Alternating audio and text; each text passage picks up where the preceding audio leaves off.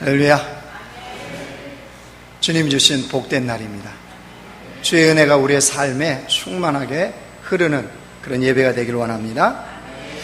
라오미 레비라고요, 여성 랍비, 미국에서 최초로 여성 랍비가 된 그 여자분이 쓴 책에 이런 내용이 있습니다. 30대 중반에 자기 회당에 다니는 한 남자가 있었다는 거예요. 이름이 케이스라는 남자입니다. 근데 굉장히 매력적이었고 잘생겼답니다. 그것뿐만 아니라 사람들에게 친절하기도 했고 부드럽고 성실했답니다. 그래서 사람들이 보기에는 참 좋은 남자다. 그래서 이 남자가 결혼해서요, 아이를 4명이나 낳고 집에 커다란 개, 외국인들 개 키우는 거 좋아하지 않습니까? 커다란 개도 키우는 안정적인 삶을 살고 있었답니다. 잘생겼죠, 친절하죠, 성실하죠. 그런데다가 다른 사람이 도움을 요청하면 언제든지 달려가서 돕는 그런 사람이었답니다. 회당에도 매주 나와서 예배에 잘 참석하는, 이리저리 어디를 봐도 부족함이 없는 그런 사람이었답니다.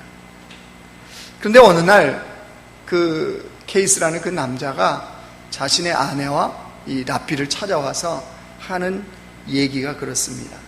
남편이 시간이 지날수록 회사에서 자꾸 늦게 퇴근을 한다는 거예요.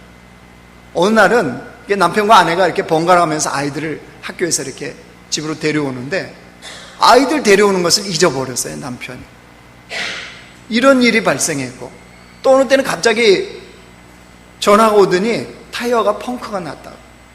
집에 아마 새벽 5시쯤 내가 들어갈 것 같다. 이런 전화가 오는 겁니다.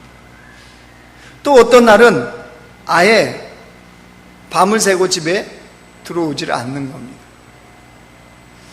아내로서는 뭔가 잘못되어 가고 있다는 생각은 했지만 그래도 여전히 남편을 믿었고 사랑했기 때문에 기다려주면 남편이 돌아오겠지. 그게 아내로서 최선이라고 생각을 하고 살았습니다. 그러다가 어느 날이요, 이 아내가 은행을 갔다 합니다. 저축하러 은행에 가서 깜짝 놀라요. 통장에 잔고가 하나도 없는 거예요. 아니, 분명히 있어야 되는 그 돈들이 하나도 없는 거. 깜짝 놀라고 남편한테 회사로 전화를 했죠. 통장을 보니까 돈이 하나도 없다고. 이거 큰일 났다고. 그랬더니 남편이 정직하게 고백을 하더랍니다. 자기가 도박으로 다 잃어버렸다. 매일 밤 그렇게 야근하는 것처럼, 늦은 것처럼 이렇게 했던 것이 뭐였냐면 아내 모르게 은행에서 돈을 찾아서요, 카지노에 가서 도박을 합니다. 도박을 시작한 이유가 그랬답니다. 인생에 뭔가 흥분할 거를 찾았대. 좀 뭔가 자신의 존재를 사로잡을 수 있는 인생에 뭔가 없을까? 그리고 빨리 부자가 되고 싶었답니다. 그때 만난 게, 그때 눈에, 이 케이스라는 남자의 눈에 보이는 게 뭐냐면 카지노였어요, 카지노. 그래서 그 카지노에 빠지게 되었다. 카지노가 자신의 목적을 달성하게 해줄 것이라고 믿었다는 거예요. 그럼 도박을 하면 돈을 잃습니까? 땁니까? 고스톱을 한 번도 안 치어보셨습니까? 도박을 하면 땁니까? 이럽니까? 딸 때도 있어요? 보통 이런 도박들은 하면 할수록 잃게 돼 있습니다. 중간에 이 바짝 따는 듯한 느낌은 들 수 있겠죠. 그러나 모든 사람들의 결론은 뭐냐면 다 돈을 잃습니다. 처음에 잃으니까 두 번째는 왜 하죠? 그거를 만회하기 위해서 다시 한다는 거예요. 다시 찾아야 된다는 거예요. 찾으면 될 거라는 거예요. 그게 계속 꼬리에 꼬리를 물고 결국 시간이 지나면서 늘어나는 것은 빚인 겁니다. 빚만 늘어나는 거예요. 이 케이스라는 남자도요, 결국 그래서 그 어둠 속에 빠져버린 겁니다. 자신이 거기에 묻힌지도 모르고 묻혀버린 거예요. 이 랍비를 찾아와서 이제 상담을 하고요, 나중에 이제 치유 프로그램에 들어갑니다. 도박 중독 치유 프로그램에 들어가서 거기에 치유를 받고 이 케이스라는 남자는요, 다시 가족의 품으로 돌아옵니다. 이제 그 여성 랍비 나오미 레비가 자기 회당에 다니는 한 가정에 어떤 일이 있었는지 그 부분에 대해서 소개한 내용입니다. 여러분, 이 글을 읽으면서 그런 생각을 했습니다. 우리 인생도 그럴 수 있다는 거예요. 나름대로 열심히 살아가요. 힘쓰고 애씁니다. 근데 오늘 보면 절망의 한가운데 딱 서 있을 수 있어요. 이 케이스는 아내가 경험한 게 그런 거 아니겠어요? 케이스란 남자도 똑같지 않습니까? 자기가 가정을 제대로 세우고 잘 살려고 했지 그냥 하지는 않았을 거라는 거죠. 그런데 어느 순간에 봤더니 인생의 절망의 한가운데 있더라는 거예요. 어떻게 빠져나올 수 있는 방법도 발견할 수 없는 막막해 보일 때가 있다는 겁니다. 오늘 이스라엘 백성들이 경험한 것이 바로 그랬습니다. 이 이스라엘 백성들, 특별히 남유다는요, 자기 나름대로 정말로 잘 살아보려고 애를 썼습니다. 그래서 선택한 게 아수르라는, 그 당시에 그 세계를 제패하고 있던 아수르라는 나라의 힘을 빌린 겁니다. 그런데 그게 어떤 결과를 낳았냐 그러면요, 엄청난 재앙으로 다가왔어요. 아수르가 밀고 내려와서 북이스라엘을 멸망시켜버렸고요, 그 아수르라는 카드를 꺼내들였던 이 남유다는 초토화가 되었습니다. 이 남유다 백성들이 보니까 지금 깊은 절망 속에 빠져듭니다. 어떻게 방법이 없어요. 출구도 없어요. 힘도 없어요. 단지 자기들이 생각한 거는, 북이스라엘처럼 우리도 망하는 건 시간 문제다. 이런 상태에 지금 남유다가 놓여 있는 겁니다. 그때 하나님이 이사야 선지자를 통해서 오늘 말씀을 준 겁니다. 인생의 뿌리를 다시 내리고 제대로 열매 맺는 기회로 삼으라는 거예요. 무엇을요? 지금의 이 절망의 자리가 그런 자리가 되게 하라는 거예요. 여러분, 인생의 뿌리를 제대로 내리고 제대로 열매 맺기 위해서 우리가 깨달아야 되는 것은 첫 번째요, 다시 기회를 주시는 하나님을 알아야 됩니다. 뭐라고요? 다시 기회를 주시는 하나님이십니다. 방송시 이때쯤 되면 첫째 얘기 나와야 되는데, 이제 나오는군요. 어떤 하나님이라고요? 다시 기회를 주시는 하나님. 여러분, 아수르에 의해서 남유다는 완전히 짓밟혔어요. 그 상황 한번 보실래요? 29절. 그 결과 29절입니다. 우리 같이 읽습니다. 시작. 또 내게 보일 징조가 이러하니 너희가 금년에는 스스로 자란 것을 먹고 내년에는 그것에서 난 것을 먹되 제3년에는 심고 거두며 포도원을 심고 그 열매를 먹으리라. 여러분, 아수르라는 강대국이 밀고 내려와서 짓밟았으니까 여러분, 땅은 황폐한 건 당연했겠죠. 먹을 게 없는 것은 당연한 상태입니다. 굶주린 상태예요. 여러분, 배고파 보셨습니까? 아니, 배 안 고파 보시면 금식해 보셨습니까? 금식하면 어떻든가요? 이틀째 지나면 눈앞에서 뭐가 날아다니지 않습니까? 통닭이 날아다니고 식빵이 날아다니고 아주 자극적인 것들, 콜라가 막 날아다니고. 이 조금만 굶어보면 우리는 알아요. 왜요? 못 살아요, 못 살아. 그 먹는 것에 온통 정신이 다. 여러분, 근데 이 남유다가 지금 처한 형편은요, 그 정도 수준이 아니에요. 지금 아사 직전이에요. 굶어 죽기 직전까지 간 거예요. 그러니 얼마나 절망스럽겠습니까? 아무런 대책이 없는 거예요. 그런데 하나님은 뭐라고 그러시냐 그러면 오늘 그 29절이 뭐라고 말씀하시냐면요, 3년 내에 완전하게 회복시키겠다는 거예요. 어느 정도냐 그러면요, 우리가 그동안 굶주렸나? 굶주림이 우리가 있었나? 이걸 기억하지 못할 정도로 하나님은 풍요를 허락하시겠다고 약속하셨어요. 남유다 백성들, 이 말이 믿겨질까요? 믿겨져요? 아니, 당장 끼니를 해결할 게 없는데 3년 내에 완전히 하나님이 회복시켜주겠다, 풍요가 엄청나다, 이들도 아마 못 믿었을 거예요. 근데 하나님은 거기에 머물지 않으세요. 31절 보실래요? 남은 자는 예루살렘에서부터 나올 것이요 피하는 자는 시온산에서부터 나오리니. 무슨 말입니까? 남유다를 지금 아수르가 완전히 포위하고 있어요. 꼼짝달싹할 수 없는 그런 상황이죠. 근데 하나님은 뭐 하신대요? 예루살렘에서 나오고 시온에서 나온다는 건 뭐냐면요, 이 백성에게 자유와 평안을 주시겠다는 거예요. 믿겨질까요? 현실은 어떻다고요?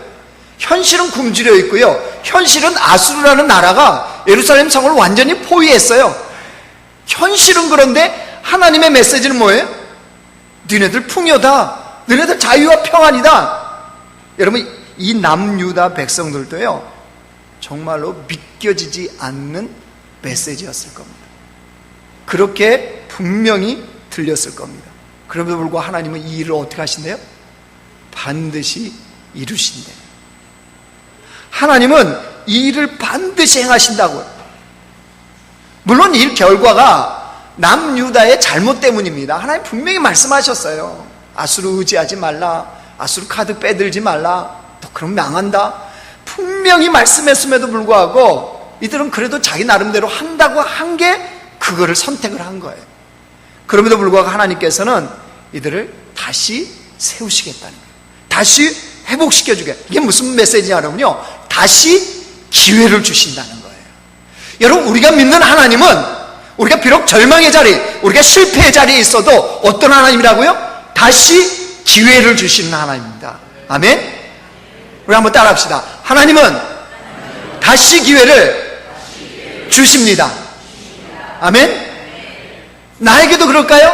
예, 우리 각자에게도 하나님은 다시 기회를 주세요. 30절 말씀 보세요. 우리 같이 읽어요. 시작. 유다 족속 중에서 피하고 남은 자는 다시 아래로, 다시 뭐 하래요?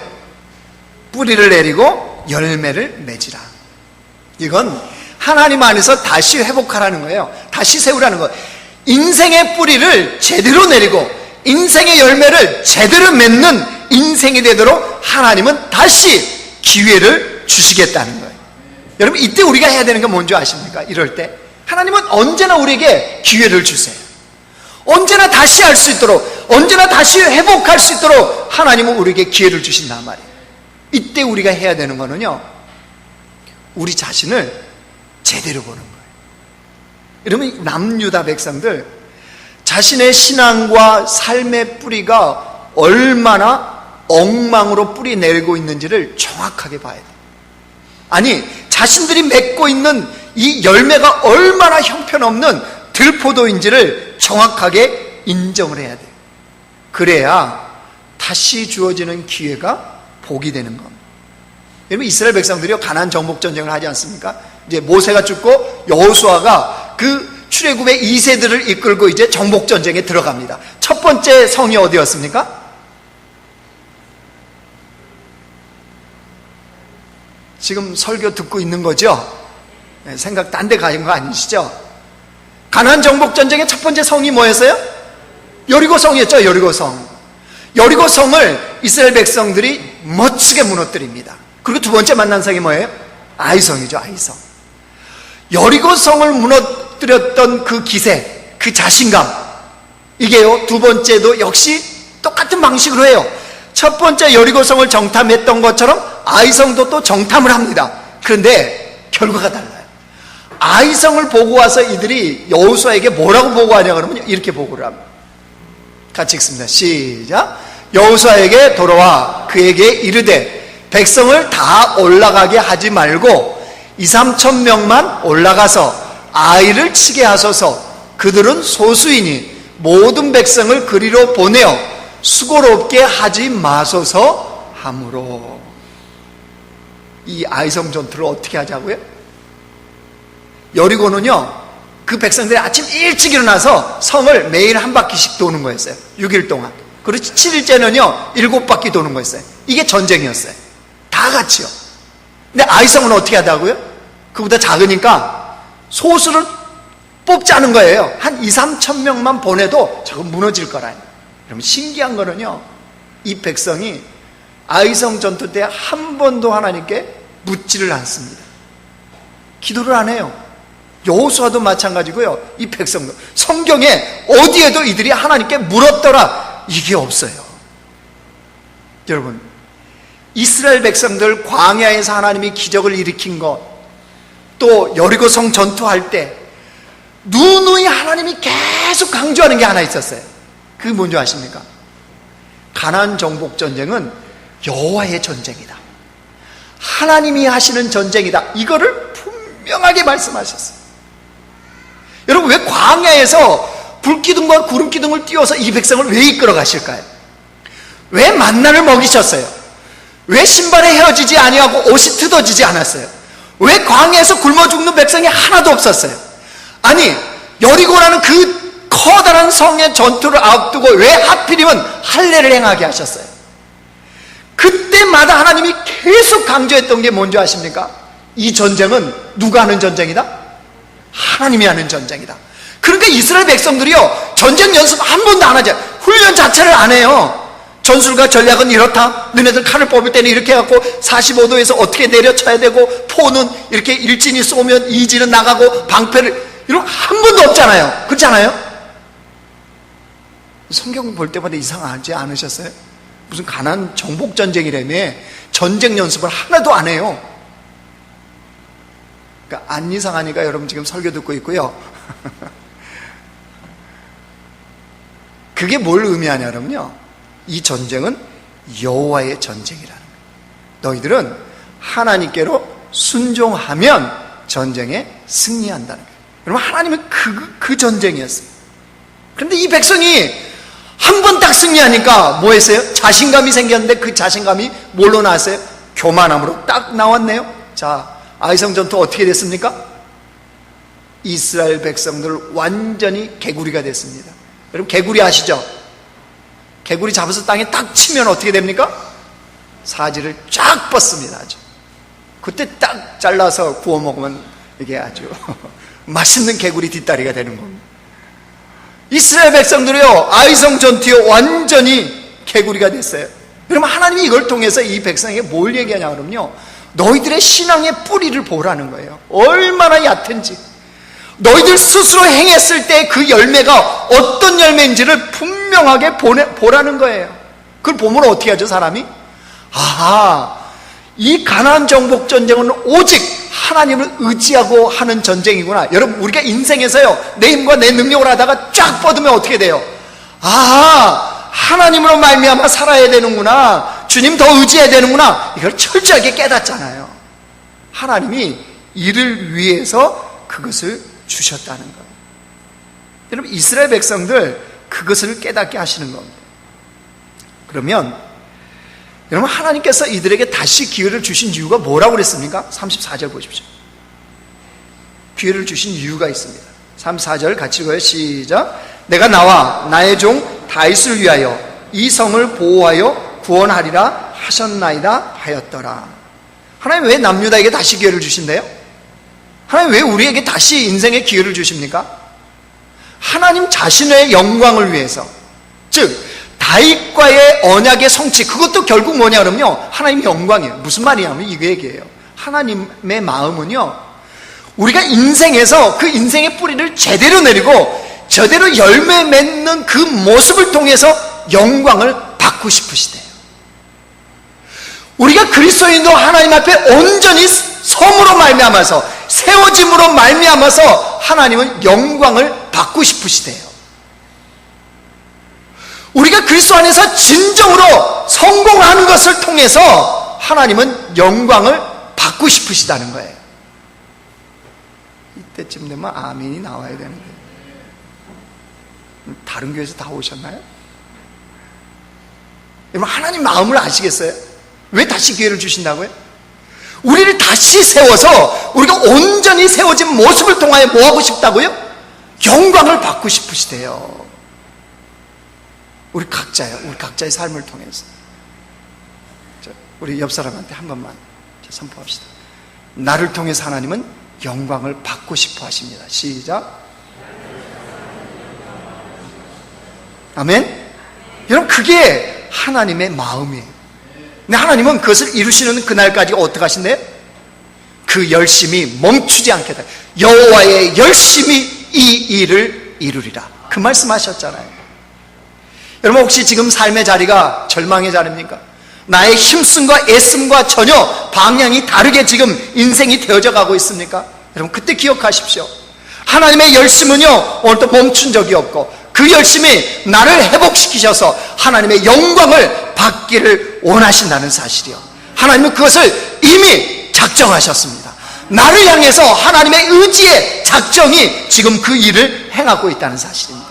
여러분, 이걸 믿으시고 우리는 어떻게 하셔야 된다고요? 다시 시작하면 되는 겁니다.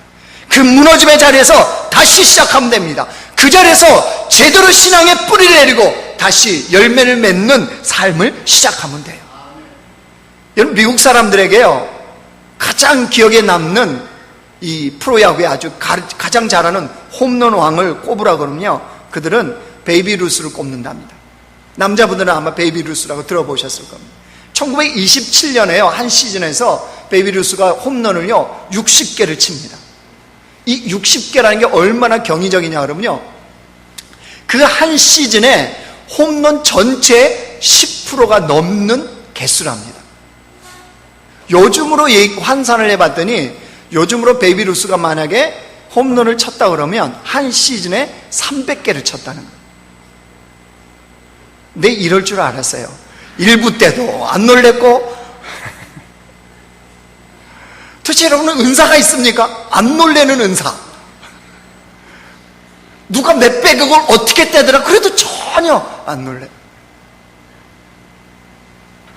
여러분, 한 시즌에 300개 홈런이 그럼 이게 쉽겠냔 말이에요.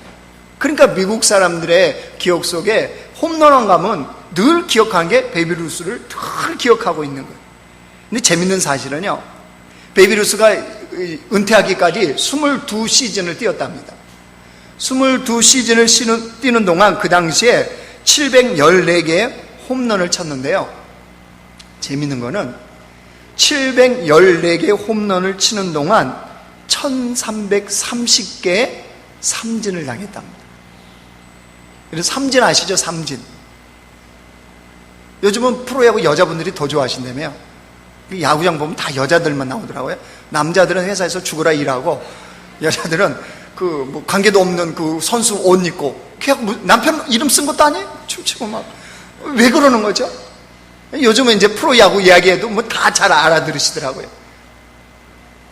714개의 홈런을 치는 동안 330개의 스트라이크 아웃을 당했다는 거예요. 방망이도 휘둘러 보지 못하고 그냥 죽은 거예요. 여러분, 그런데 그가 그렇게 시즌 동안요 714개를 치면서 홈런왕 12번의 홈런왕이 되었어요. 그런데 삼진왕도요 5번이나 차지했습니다. 그가. 근데 베이비 루스가 남긴 말이 참 멋집니다. 그가 뭐라고 그러냐면요, 이렇게 말했습니다. 모든 삼진은 홈런으로 가는 길이다.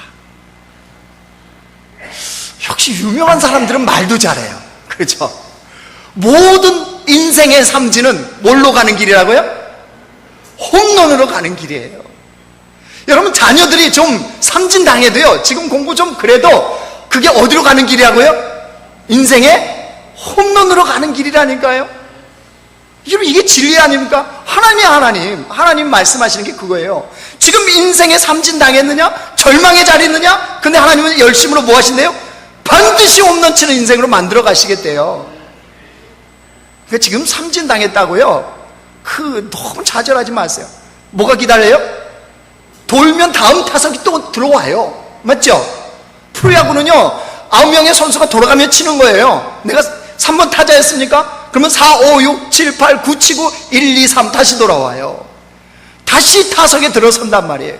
여러분, 우리 인생에도 하나님 똑같이요 타석에 다시 세우세요. 그래서 이번엔 못 치라는 거예요?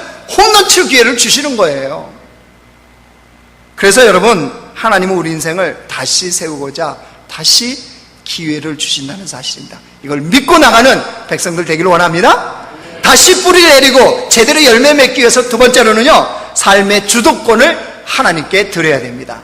누구에게 드린다고요? 삶의 주도권을 하나님께 드려야 됩니다. 요즘 여러분 증세 문제, 이것 때문에 복지 때문에 뭐 재원이 없어서 뭐 세금을 올리고 막 이거 시끄럽죠? 그리고 뭐 연봉이 얼마부터 세금을 어떻게 해야 되냐 뭐 이런 얘기도 있지 않습니까? 이제 목회자들도요 세금 내기로 결정을 나라에서 했습니다. 근데 굴로세가 아니고 무슨 기타 소득이래요. 세금은 걷어가는데 복지 혜택은 하나도 안 주고,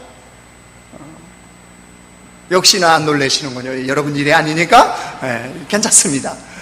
근데 이 문제 때문에요, 그 정부와 서민들이 생각하는 중산층이 다른 것 같아요. 정부는 요 정도 하는데 우리는 이 정도 돼야 중산층 아니겠나 이런 생각. 그래서 어느 그 갤럽에서 조사를 했는데 한국 직장인들이 생각하는 중산층은 어느 정도냐라고 물었더니 한국 직장인들이요, 이렇게 우리나라는 중산층이 이렇습니다 라고 기준을 제시를 했어요. 첫째, 부채 없는 30평대 아파트를 가져야 한다. 부채 없는 30평대요. 앞에가 중요해요. 부채 없는 30평 아파트. 두 번째, 월급이 500만 원 이상이어야 된다. 세 번째, 자동차가 2000cc급 중형차는 타야 된다. 세 번째, 통장의 잔고가 1억 이상 있어야 한다. 점점 멀어져 가고 있어요. 마지막, 해외여행을 1년에 몇 회 이상 해야 한다. 좌절스럽죠? 해당되시는 분 손 들어오세요? 근데 여러분, 공통점이 뭡니까? 우리나라 사람들께 의식 속에 있는 중산층, 즉 잘 산다고 생각하는 공통점이 다 뭐예요? 뭐하고 관계되어 있습니까? 돈하고 관계되어 있습니다. 돈. 여러분 한번 보세요. 부채 없는 30평 아파트, 돈 있어야 되잖아요. 그래야 사죠. 월급 500만 원 이상, 돈이죠. 중형차 2000cc 이상급을 타야 된다. 돈 있어야 되잖아요. 그 다음에 통장에 잔고 1억. 1억 싸놓고 사는 사람도 있나요? 아무튼 이것도 돈이잖아요. 해외여행 가려면 뭐가 필요해요? 돈이잖아요. 그럼 우리나라 사람들 의식 속에 중산층은 다 뭐하고 관계가 있어요? 돈이에요. 돈. 너무 놀라운 거는요, 선진국 프랑스예요. 이게 퐁피두 대통령이라는 사람이 프랑스에 우리는 중산층이 이어야 된다라고 기준을 정한 게 있어요. 한번 들어보세요. 얼마나 차이가 나는지. 프랑스가 말하는 중산층의 기준. 첫째, 외국어를 하나 정도 구사하여 폭넓은 세계 경험을 갖출 것. 세계 경험을 많이 해야 돼요, 중산층이는. 두 번째, 한 가지 분야 이상의 스포츠나 악기를 다룰 것. 되게 가까워지죠, 우리는? 세 번째, 남들과 다른 맛을 낼 수 있는 별미 하나 정도는 만들어 손님을 대접할 줄 알 것. 우리 최소 라면은 끓이죠. 얼마나 소망적입니까? 그 다음에 사회봉사단체에 참여하여 활동할 것. 그러니까 봉사정 하나 정도는 늘 해야 된다는 거예요. 그 다음에 마지막이요, 남의 아이를 내 아이처럼 꾸짖을 수 있을 것. 이게 중산층이에요. 너무나 다른 것에 당혹스럽지 않으세요? 좀 당황하셨어요? 근데 저는 이걸 보면서, 우리 생각 속에 얼마나 이 돈이라는, 그러니까 그게 있으면 잘 살 수 있다, 삶을 누릴 수 있다, 이게 얼마나 우리를 지배하는지 그걸 절실히 깨달을 수 있어요. 그 사람들이 그거에 물불을 안 가려요. 돈만 모으면 된다는 거예요. 돈만 있으면 된다는 거예요. 그것만 있으면 인생이 내가 원하는 대로 누리고 살아갈 수 있다는 거예요. 돈뿐이겠어요? 건강이든 권력이든 명예든 성공이든 출세든, 우리는 우리가 생각하는 그거가 되면 인생을 누리고 인생이 마음대로 될 거라고 생각해요. 근데 여러분, 인생 살아보신 듯 말해보세요. 인생이 내가 원하는 것들이 인생에 갖춰진다고 그래서 우리 마음대로 되나요?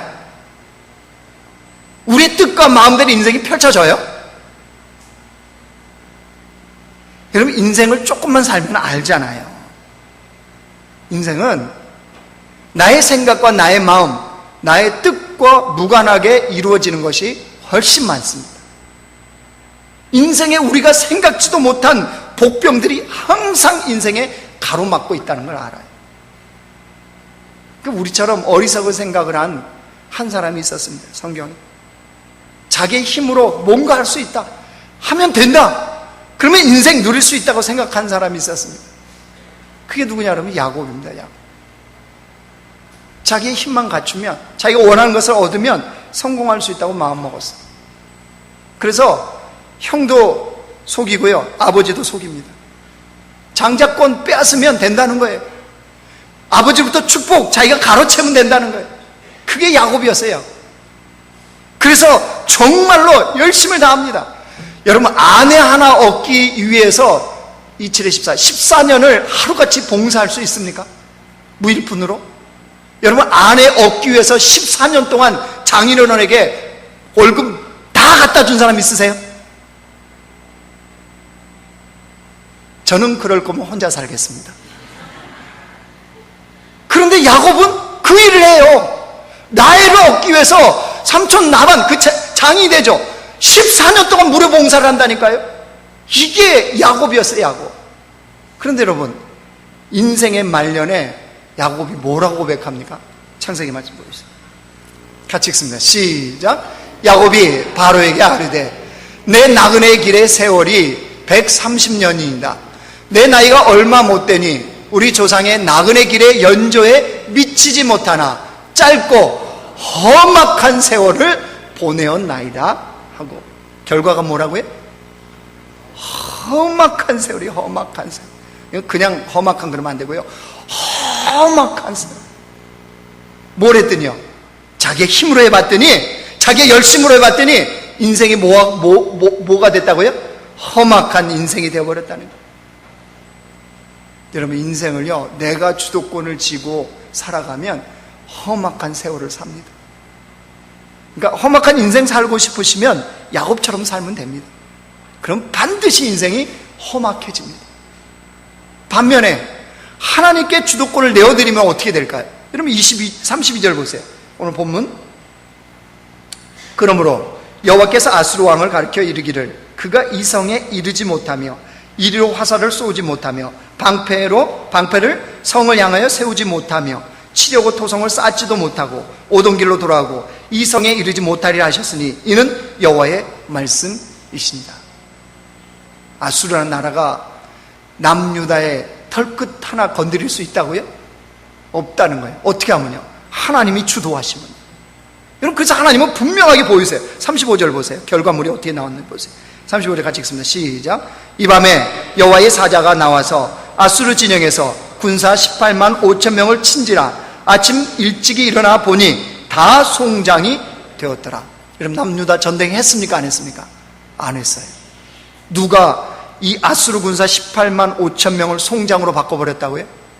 하나님. 그 끌고 왔던, 주도했던 아수르 왕 산헤립은 어떻게 했습니까? 돌아가서 자기의 신당에서 두 아들에게 쳐 죽임을 당합니다.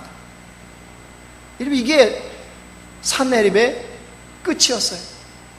이걸 하나님 뭘 보여주시는 거예요? 아무것도 아니라는 거예요.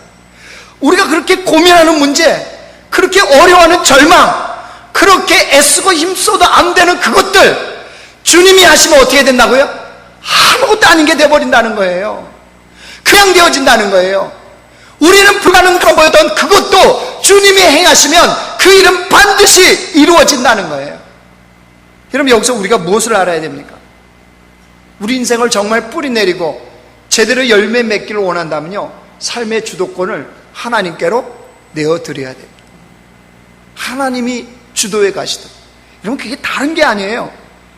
그게 뭐냐 그러면요, 삶의 주도권을 주님께 드린다는 거는 다른 게 아니고 하나님이 내 인생에서 가시는 길을 잘 보고 따라가는 거예요. 여러분, 우리가 지금 절망의 자리에 있을 수 있죠. 내가 어려운 문제 속에 지금 들어가 있을 수 있죠. 그때 하나님 요렇게 해주세요, 저렇게 해주세요, 요렇게 해주세요 그러지 마시고, 우리 보통 그렇게 하잖아요. 내가 다 계획해놓고, 내가 일 저질러 놓고, 내가 이렇게 해놓고 하나님 도와달라고 그러는 거예요. 그거는 내가 주도하는 인생이에요. 그러지 마시고 지금 그 자리에서 내 인생을 향한 하나님의 이끄심이 어디인지를 보는 거예요. 기도도 하나님 지금 인생의 어느 방향, 내 인생의 어느 방향으로 발걸음을 옮기십니까? 이걸 묻는 거예요. 그래서 하나님이 가시는 그 방향을 보고 따라가면 돼요. 따라가면. 이게 인생의 주도권을 하나님께 내어드리는 인생이에요. 내가 지금 뭔가 하려고 하는 그 일이 있지 않습니까? 그것을 하나님께 내어드려서 주님이 그 일을 가지고 어떤 방향으로 발걸음을 옮기시는지를 보고 우리는 어떻게 하면 돼요? 따라가면 돼요. 하나님이 거기서 열심히 하시면요, 우리도 어떻게 하면 돼요? 열심히 하면 돼요. 하나님 거기 멈춰 서 계시면요, 우리도 멈춰 서 있으면 돼요. 그게 삶의 주도권을 내어드리는 겁니다. 여러분, 우리 인생을 내가 하는 것과 나를 창조하신 하나님이 하는 것과 어느 것이 잘 되겠습니까? 그건 말할 필요가 없죠. 잠언 말씀에 이렇게 말씀하십니다. 같이 읽습니다. 시작. 너의 행사를 여호와께 맡기라. 그리하면 내가 경영하는 것이 이루어지리라. 뭐 한다고요? 너의 행사를, 너의 모든 일들을 누구께 맡겨라? 하나님께로 맡기면 하나님이 그 일을 이루어 가신대요. 아멘? 이게 주도권을 내어드리는 거예요. 우리 남자분들만 한번 같이 읽어보죠. 다시 시작. 너의 행사를 여호와께 맡기라. 그리하면 내가 경영하는 것이 이루어지리라. 가정도 직장도 미래도 하나님 뭐 하신다고요? 이루신대요. 뭐 하기만 하면요? 주도권을 내어드리기만 하면요. 여러분, 우리가 그런 인생을 살아가기를 원합니다. 사랑하는 성도 여러분, 하나님께서는 우리 인생이요, 하나님 안에서 제대로 뿌리 내리고 열매 맺기를 원하십니다. 그래서 다시 기회를 주시는 겁니다. 그래서 삶의 주도권을 하나님께 내어 맡기라고 하는 겁니다. 여러분, 하나님의 열심이 우리 인생을 다시 뿌리 내리고 열매 맺는 것을 반드시 볼 수 있는 그런 복된 백성들 되시길 주의 이름으로 축원합니다. 참으로 감사합니다. 우리는 연약하고 부족하지만 주님은 언제나 우리를 사랑하셔서 하나님의 자비 가운데 우리에게 다시 기회를 주신 하나님 감사합니다. 오늘도 우리가 코에 호흡이 있다는 사실, 우리가 하나님 앞에 예배하는 자리에 있다는 사실, 이것이 우리에게 다시 기회를 주시는 하나님의 뜻인 줄 깨닫습니다. 하나님 아버지, 우리가 다시 시작하게 하여 주옵소서. 인생의 뿌리를 제대로 내리고 다시 열매 맺는 그 삶을 다시 시작하게 하여 주시되, 이제는 하나님, 내가 주도해가는 인생이 아니라 하나님이 주도해 가시는 그 인생을 따라가는 믿음의 백성들 되게 하여 주시옵소서. 그래서 우리 모두가 우리의 삶을 통하여 하나님의 영광의 증거물을 드러내는 복된 성도들 되게 하여 주옵소서. 예수님의 이름으로 기도드리옵나이다. 아멘.